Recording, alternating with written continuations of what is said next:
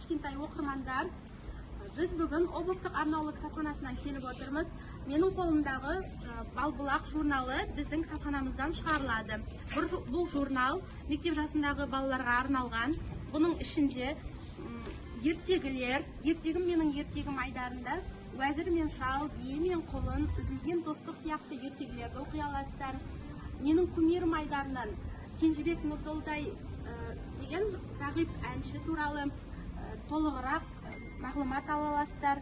Және де өлеңдер, жұмбақтар, жаңылтпаштар, шағын әңгімелер, көптеген қызықты деректерді оқып біле аласыздар.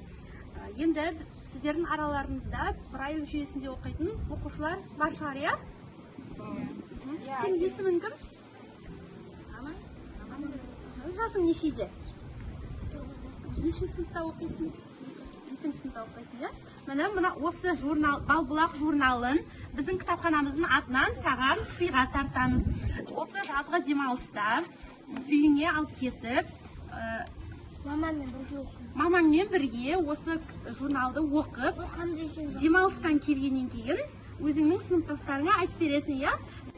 Құрметті біздің кішкентай оқырмандар, сіздерге Батыс Қазақстан облыстық арнаулы кітапханасына жаңадан келіп түскен Braille кітабын жазғы оқуларға ұсынамыз. Сонымен қатар кітапханамыздың студиясында жазылған аудио кітаптарды сіздерге жазғы оқуға кеңес береміз.